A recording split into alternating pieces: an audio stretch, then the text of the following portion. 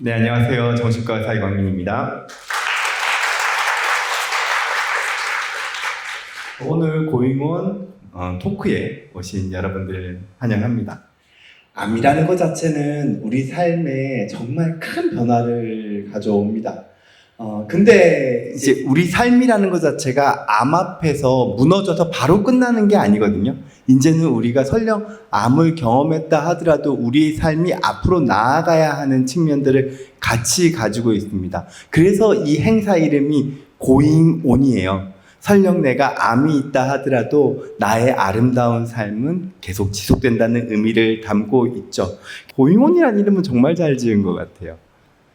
그럼에도 불구하고 우리는 앞으로 나아가야 된다는 건데, 이거는 암뿐만 아니라 우리 삶 자체가 그렇다는 생각을 하거든요. 우리는 사실 그 누구나 다 인생에서의 시련, 고난들을 어쩔 수 없이 경험하면서 살아갑니다.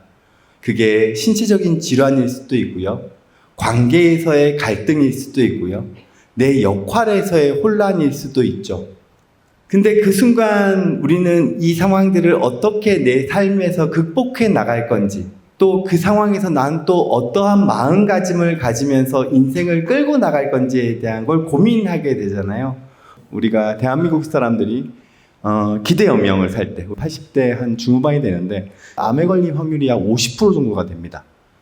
그러니까 우리는 암을 누구나 다 겪고 사는 시대가 되고 있어요. 그러면은 이게 어떻게 암과 함께 살 것인가라는 부분이 중요해질 수밖에 없죠. 제가 존경하는 그 교수님이 지금은 나이가 90이 넘으신 이시형 박사님이라는 분입니다. 그분한테 제가 암 환자 정신건강을 하고 있습니다 라고 하니까 이시형 박사님이 와, 되게 필요한 거 한다고 이 선생. 나도 아마 암으로 죽을 거야. 그래서 제가 어떤 의미세요? 그 빈말로 하실 분이 아니시잖아요. 근데 이러시는 거예요. 상상을 해봐. 우리가 우리 생을 맞이하는 여러 가지 상황들이 있는데, 암은 적어도 내 삶을 돌아보고 내가 생의 마지막 순간에 인사를 나눌 수도 있잖아. 지금 암 치료가 옛날하고 달라. 우리가 암을 경험하면서도 우리의 삶을 살아가는 시대를 살고 있어. 그러면은 내가 암에 걸렸다는 것 자체가 나는 그렇게 불행한 일만은 아닐 거라고 생각하네. 그러니까 자네가 하는 일에 대해서 사명감을 가지게, 이렇게 말씀을 주시는 거죠. 근데 우리가 암에 걸리면 자꾸 이런 마음들이 들어요. 내가 암이라는 게 부끄러워요. 알리고 싶지가 않아요. 주변의 사람들이 다 나를 챙겨줄 텐데도 불구하고 괜히 나를 암 환자라는 시선으로 바라보는 게 싫어요. 그리고 내 인생 이제 더 이상 아무것도 못할 것 같아요. 나는 끝났어. 그리고 혼자 외롭게 이걸 다 감당하려고 그래요. 이런 마음들이 들면 우리는 마음 안에 비관주의라는 게 발생해요. 나는 더 이상 안 되는구나. 근데 이게 현대 암 치료에서 그렇게 도움이 안 되는 거예요. 우리가 지금 얘기하는 건강이라는 건 옛날에는 진짜 순수하게 검사했을 때 건강하게 나오는, 모든 건강 지표가 다 나오는 게 건강이라고 얘기했어요. 하지만 그렇지 않아요. 우리 다 코로나 겪어봤잖아요. 근데 그때 당시에 코로나는 무슨 병이었어요? 죽는 병이었어요. 근데 우리가 다 경험을 했어요. 지금 무슨 얘기냐면, 지금 현대의학에서 건강이란 내 주변에 있는 여러 가지 환경에 얼마만큼 내가 적응을 해나가면서 살아갈 수 있냐가 건강이에요. 암도 마찬가지라는 거죠. 몸 안에 암세포를 없애는 데 있어서도 우리 면역체계라는 게 참 중요한데, 그 면역체계를 암치료에 도움이 되게끔 만들기 위해서 필요한 거에 정신사회적인 게 포함되어 있어요. 순수하게 약물치료, 우리 몸 안에 그 생화학적 반응, 호르몬, 이것뿐만 아니라 우리가 어떤 마음을 가지고 어떤 삶의 자세를 가지느냐가 우리 면역체계를 더 활성화시켜주면서 우리의 암 치료에 더 도움도 되는 거죠. 이 제인 톰린슨이라는 영국 분이세요. 1964년생이신데 이 여성분은 학교 선생님이셨어요. 근데 20대 중반의 나이에 유방암 진단을 받으신 거예요. 근데 치료를 다 받고 이제 괜찮아졌다고 얘기를 들었는데 30대 중반에 재발을 했어요. 그리고 병원에서는 1년은 넘기기 어렵다라는 판정을 받아요. 그리고 이 제인 톰린스는 치료를 포기합니다. 아, 그래요? 그러면 저 치료 포기할게요. 그리고 저는 지금 내 남아있는 삶 동안에 제가 꼭 하고 싶은 것들을 해보고 싶어요 라고 마음을 먹으면서 이광성님처럼 마라톤을 뛰기 시작하셨어요. 그래서 런던 마라톤을 총 3번 뛰고요. 철인 3종 경기 런던을 2번을 해요. 그리고 뉴욕 마라톤도 완주를 하세요. 근데 분명히 기대여명이 1년 남짓이었는데 그 다음에 5년 이상을 사셨어요. 그 사이에 그 업적을 이룬 거예요. 런던 마라톤 3회, 런던 3종 경기 2회, 뉴욕 마라톤. 더 대단한 건 자전거로 유럽 횡단. 마지막 2005년도에는 자전거로 미국 횡단을 해요. 그것도 암 환자들을 위한 캠페인을 하면서 그 미국 횡단 캠페인 때 벌어들인 후원을 받은 금액만 하더라도 우리나라 돈으로 33억 원을 후원을 걷어냈어요. 그만큼 인간 승리의 역할을 하신 거죠. 이 이야기가 많은 암 환자들한테 울림을 줬어요. 근데 제가 이 말씀을 드리고 나면 선생님 저보고 지금 마라톤 하라고요? 철인 3종 경기를 하라는 거예요? 아, 이건 극단적인 예죠. 우리가 다 그 서울대 박사학위를 바라보면서 살지 않잖아요. 우리는 우리의 삶이란 게 있다고요. 그저 우리는 내가 설령 암에 걸렸다 하더라도 이것만 있어도 충분해요. 물론 이 마음이 흔들릴 수 있어요. 하지만 그래도 이 마음을 붙잡으려고만 하면 돼요. 내가 때로는 불안이 들고 내 마음 안에 비관주의가 끼어들지만 그래도 내 마음 안에서 이것만 붙잡으려고 끊임없이 노력을 하는 거예요.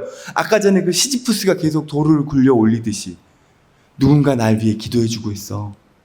그리고 이 순간 내가 할 수 있는 어떤 것들이 있어. 그게 거창한 게 아니라 하더라도 나에게는 그래도 내가 해야 될 역할과 사명이 있어. 그리고 지금 내 옆에는 사랑하는 사람들이 함께 있어. 그리고 내가 암에 걸려있다 하더라도 여전히 나는 내 삶을 감사해. 이게 이 두 가지를 결정해요. 근데 그 트라우마가 있을 때 가장 안 좋은 시나리오는 PTSD라고 하죠. 외상 후 스트레스 장애. 이거는 암으로 인해서, 트라우마로 인해서 우리 삶이 무너져 가는 거예요. 하지만 아이러니하게 포스트 트라우마틱 그로스라는 게 있어요. 외상 후 성장. 내가 정말 힘겨운 시기를 겪고 있지만 이걸 통해서 내가 보지 못했던 삶의 소중한 것들을 발견해요.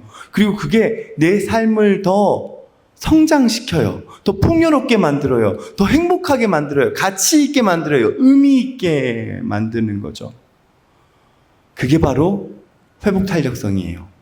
이게 암이든 뭐든 간에 우리는 인생을 살아가면서 무너지고 쓰러지고 좌절할 수밖에 없는 시련과 어려움이 생겨요.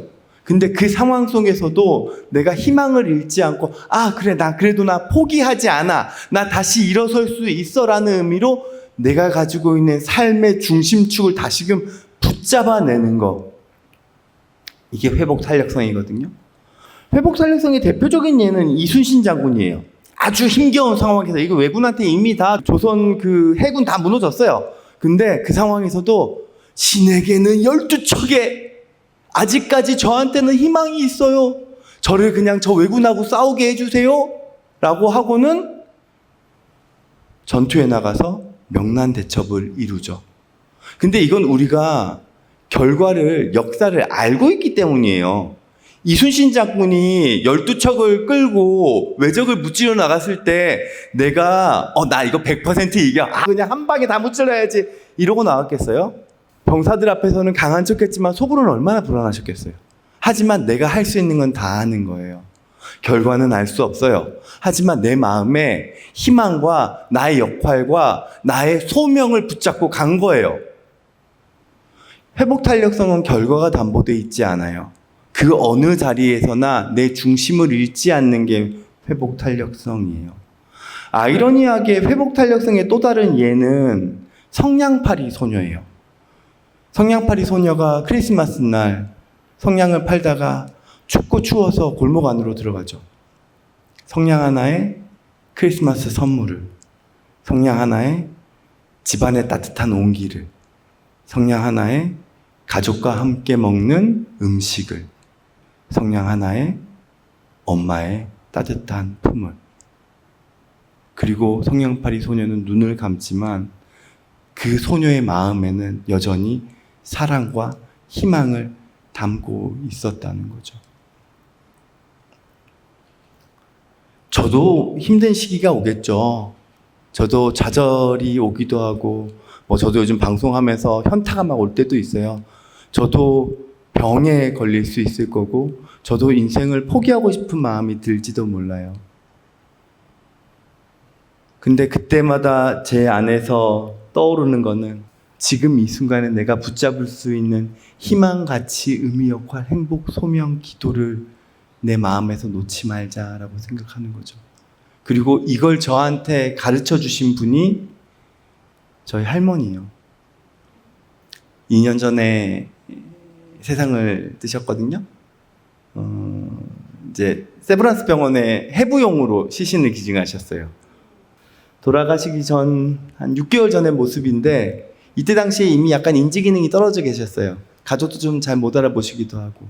근데 시간만 나면 저렇게 책상에 앉으셔서 성경을 필사하셨어요. 보면은 글씨도 삐뚤삐뚤해요. 막 똑같은 거 또 적어 놓기도 하고 글자도 막 틀려 있어요. 근데 저걸 그냥 꾸준히 하셨어요. 하실 수 있으실 때까지. 아마 저게 저희 할머니에게는 내 숨이 붙어 있는 한, 내 생명이 붙어 있는 한 붙잡아야 될 앞서 언급한 희망, 가치, 소명, 역할, 의미, 기도였을 거라고 생각해요. 어릴 적부터 할머니가 저한테 항상 하셨던 이야기가 광민아, 내가 너를 위해 기도하고 있다. 제가 힘들 때, 때로는 좀 포기하고 싶을 때, 좀 인생을 막 살고 싶을 때, 그럴 때 안에서 올라와요. 광민아, 내가 너를 위해 기도하고 있다. 그러면 제가 다시금 마음을 붙잡는 거죠. 내 회복 탄력성의 배경이 할머니가 있어요도 중요하지만 저는 요즘 제가 생각하는 게 있어요. 저의 삶으로 그 누군가에게 회복 탄력성의 배경이 되면 좋겠다. 우리 할머니가 나한테 그랬던 것처럼. 그게 제 딸일 수도 있고, 제가 방송을 보시는 분들일 수도 있고, 여기 계시는 그 누군가이실 수도 있겠죠. 그런 것처럼 여러분들의 그 고잉온하는, 그럼에도 불구하고 고잉온하는 그 삶이 그 누군가에게는 또 분명 그래도 내가 끝까지 붙잡아야 되는 내 마음 안에 가치, 소명, 의미, 역할, 희망이라는 거를 붙잡을 수 있게 해주는 회복 탄력성의 배경이 되어줄 수 있지 않을까 싶어요.